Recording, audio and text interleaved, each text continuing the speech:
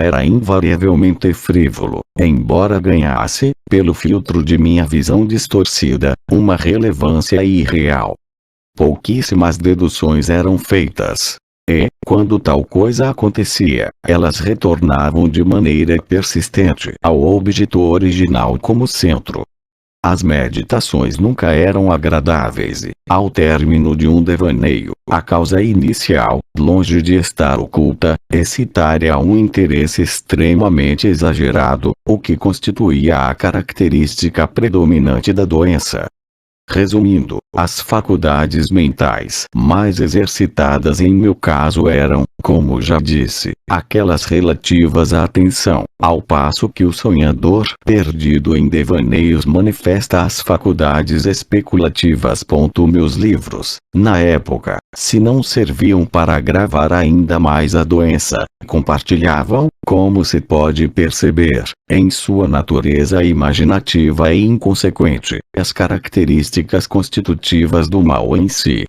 Lembro-me bem, entre outros, do Tratado de Amplitudine Regni Dei, do nobre italiano Coelho Secundus Curio, da grande obra de Santo Agostinho, A Cidade de Deus e de Carnis Christi, de Tertuliano, no qual a frase paradoxal mortus est Dei filius, credibile est quia ineptum est, et sepultus resurrexit, certum est quia impossibile est. 3 ocupava-me por completo, em diversas semanas de investigação laboriosa e infrutífera. Assim, minha razão, abalada em seu equilíbrio tão somente por coisas triviais, assemelhava-se ao penhasco oceânico mencionado por Ptolomeu e Festião, que resistia bravamente aos ataques da violência humana e à fúria ainda mais feroz dos ventos e dos mares, mas tremia ao toque de uma flor chamada Bróquia 4 e, embora para um pensador indiferente possa parecer inequívoco que a alteração provocada na condição moral de Berenice por sua lamentável doença fosse capaz de me fornecer diversos objetos para o exercício daquela meditação intensa e anormal, cuja natureza estou tentando penosamente explicar, não foi o caso. Nos intervalos lúcidos de minha enfermidade, a desgraça me trouxe intenso sofrimento, sentindo profundamente a destruição completa de sua vida delicada e bela. Não deixei de ponderar a miúde e com muita consternação sobre as causas assombrosas capazes de produzir uma transformação tão estranha e repentina.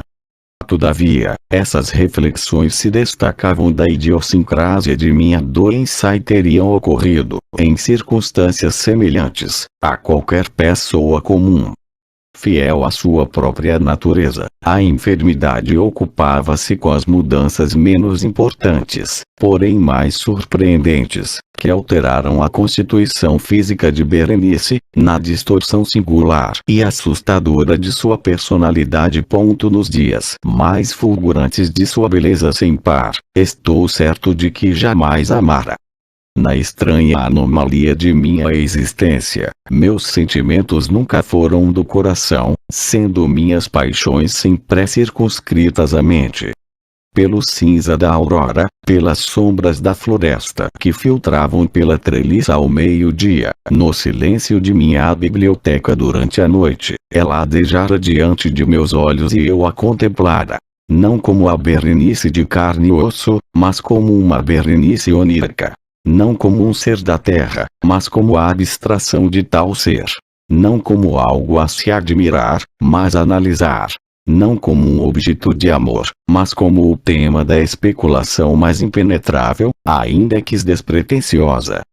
E súbito, pus-me a estremecer em sua presença, empalidecer quando ela de mim se aproximava.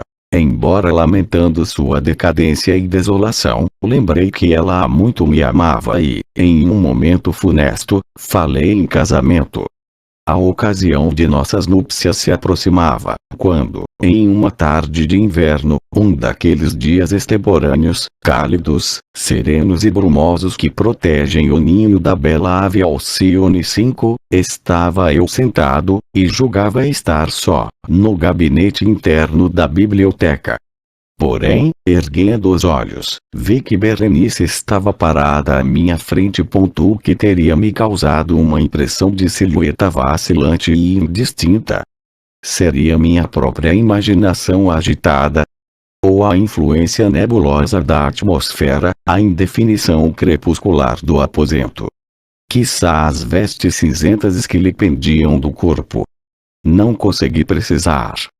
Ela não disse uma palavra, e não pude, por nada neste mundo, proferir uma única sílaba.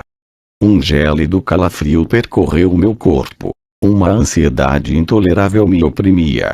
Uma curiosidade voraz consumia minha alma. Reclinando-me na cadeira, permaneci por alguns instantes paralisado, sem fôlego, com os olhos fixados na aparição diante de mim. Sua magreza era lamentavelmente excessiva e não restara, aninhado em um mísero recanto de sua silhueta, um só vestígio da antiga aparência. Por fim, meus olhos ardentes detiveram-se em seu rosto. A fronte era alta, muito pálida e de singular placidez.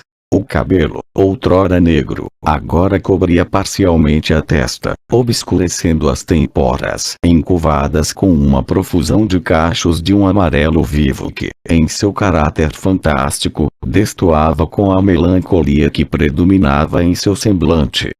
Os olhos, mortiços e opacos, pareciam não ter pupilas distinguíveis, e desviei os meus, involuntariamente, de seu olhar vítreo para contemplar os lábios finos e enrugados. Eles se entreabriram-lhe, em um sorriso peculiar. Os dentes da Berenice assim altirrada revelaram-se aos poucos para mim. Quisera Deus que eu nunca os tivesse visto ou, tendo-os visto, que tivesse morrido. A batida de uma porta distraiu-me, mas, erguendo o olhar em seguida, percebi que minha prima havia deixado o cômodo.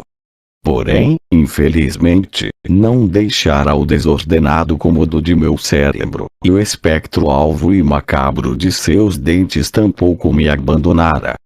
Nenhuma mácula em sua superfície, nenhuma nódoa em seu esmalte, nenhuma falha em seus contornos. O instante de seu sorriso fora suficiente para cravá-lo em minha memória. Eu os vi agora ainda com mais nitidez do que antes, quando os tivera bem diante de mim. Os dentes, estavam aqui, ali, por toda parte, visíveis e palpáveis diante de mim. Longos, estreitos e excessivamente brancos, com os lábios pálidos contorcendo-se sobre eles, como se no tenebroso instante de seu primeiro desvendar. Então adveio a fúria violenta de minha monomania e travei uma luta inglória contra sua estranha e irresistível influência.